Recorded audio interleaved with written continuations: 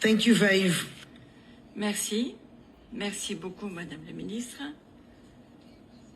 Merci pour ce message très clair vis-à-vis de l'Europe. Merci pour ce message que vous adressez aux États membres. J'espère qu'ils vous entendront. Je vais donner la parole à notre deuxième invité. J'espère qu'il est en ligne. Je me tourne vers les techniciens. Nous accueillons M. Mukwege. Nous sommes très heureux que vous ayez pu nous rejoindre. Vous êtes connecté à distance. Ah, nous vous voyons déjà. Soyez le bienvenu.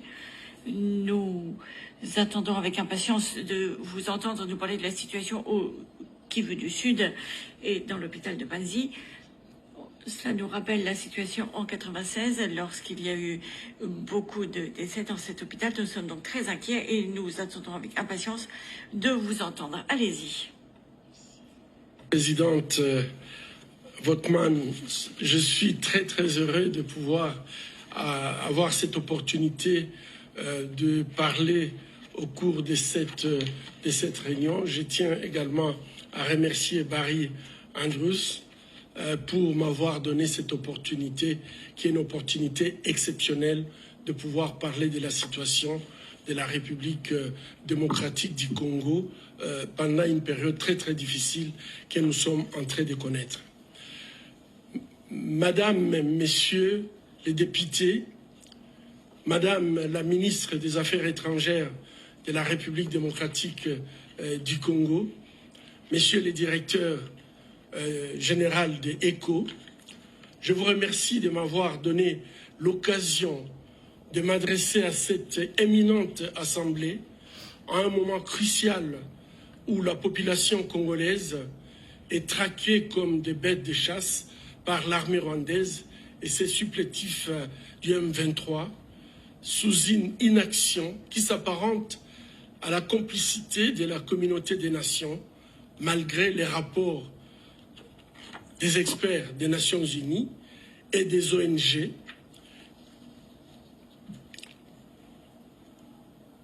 La situation à Goma aujourd'hui et au sud Kivu a atteint des niveaux désastreux.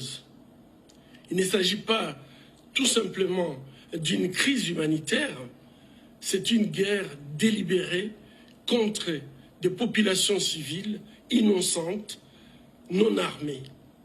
Et à l'exemple, c'est des images que nous avons de la prison de Munzenze, où les femmes et les enfants ont été tout simplement violés, tués et après brûlés. On ne parle plus d'une crise humanitaire, c'est une crise de notre humanité. Au moment où nous parlons, des millions de Congolais, en particulier des femmes et des enfants, souffrent de déplacements forcés et des famines, des violences de toutes sortes, y compris les violences sexuelles.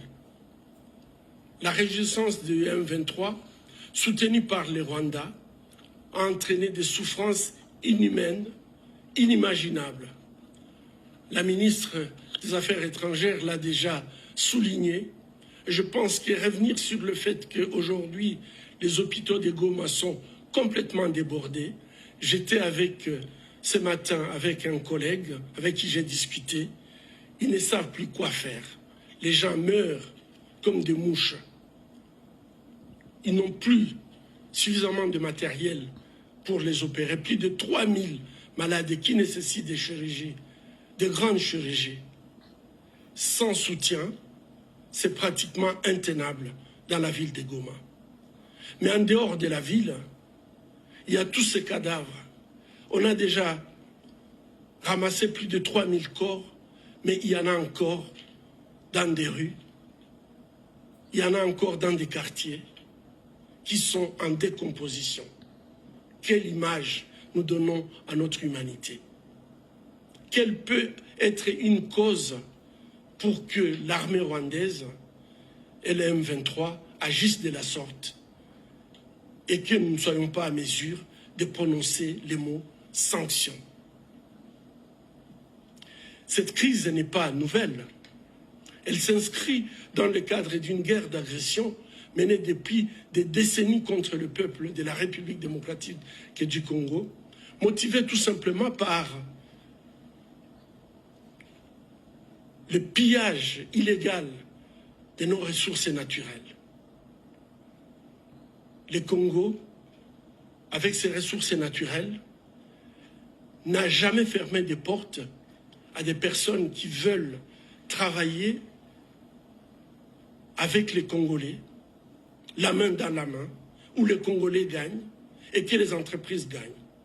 Malheureusement, il y a qui pensent qu'il faut absolument obtenir ces richesses du Congo par la voie violente.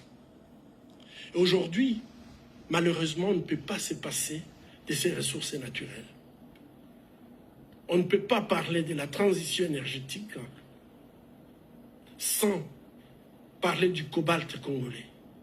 On ne peut pas parler des nouvelles technologies, nos smartphones, nos laptops, sans pouvoir parler du coltan tantalium congolais.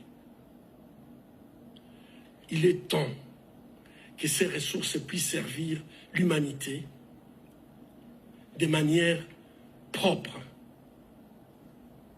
Cette crise humanitaire est parmi les crises humanitaires les plus négligées de notre temps.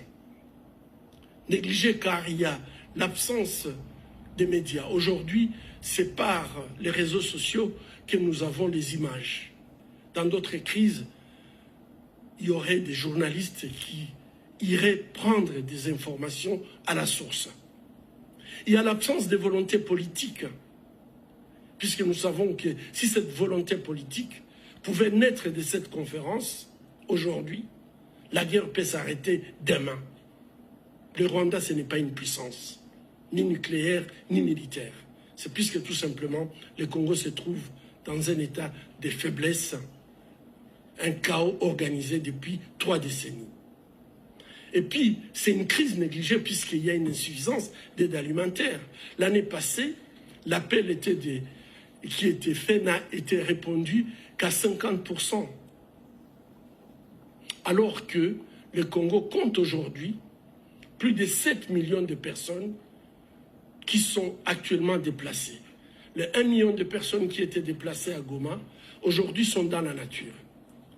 Ceux qui ont été amenés dans leur village, comme l'a dit Madame la ministre, on ne connaît pas qu'est-ce qu'ils sont devenus. Et même si ils n'étaient pas massacrés comme d'habitude, mais la question qui est posée, quelle a été l'organisation pour qu'ils puissent retourner en sécurité dans leur village? Ils n'ont pas cultivé depuis plus de 3 ans. Ils n'ont pas de logement.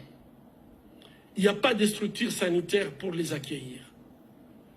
Toute cette population qui a quitté Goma n'est-elle pas envoyée tout simplement à une mort douce? Mesdames, Messieurs les députés, aujourd'hui nous comptons plus de 25 millions de Congolais qui sont dans l'insécurité alimentaire aiguë, alors que nous avons un pays qui peut permettre des récoltes suffisantes, pas seulement pour le Congo, mais pour toute l'Afrique. La violence sexuelle est utilisée comme arme de guerre. L'ONU a enregistré plus de 90 000 cas de violences sexuelles liées au conflit au Nord Kivu en 2023. Et ça, c'est un chiffre d'une année seulement. Et pour tout le Congo, l'ONU a publié les chiffres de 123 000 viols et violences basées sur le genre en République démocratique du Congo, ce qui représente une femme qui est violée toutes les 4 minutes.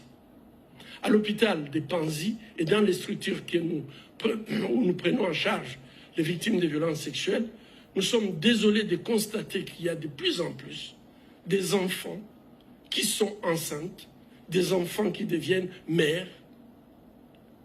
Et ce sont en fait des chiffres qui sont stupéfiants de voir à quel point on peut négliger et laisser cette population dans une souffrance inouïe. Des communautés entières sont en train d'être détruites à cause des attaques qui sont ciblées contre les civils, en particulier les femmes et les enfants. Les attaques contre les camps de personnes déplacées à l'intérieur du pays et à Goma et dans ses environs sont des crimes de guerre qui exigent une responsabilité internationale. Et ça, ce n'est pas la première fois.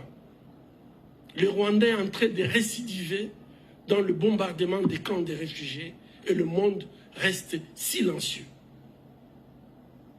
Mesdames et messieurs, l'Union européenne, les États-Unis, la communauté des nations ne doivent plus fermer les yeux sur les actions du Rwanda en République démocratique du Congo. Les pays dits démocratiques ne peuvent pas tolérer l'intolérable.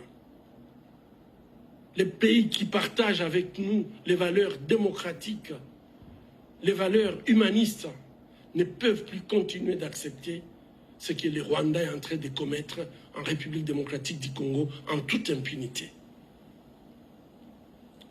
Le Rwanda n'est pas seulement complice de ce qui s'est fait au Congo, il mène activement une guerre d'agression sur le territoire congolais,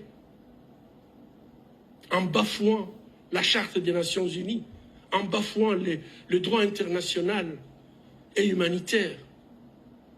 Nous allons nous accrocher au droit.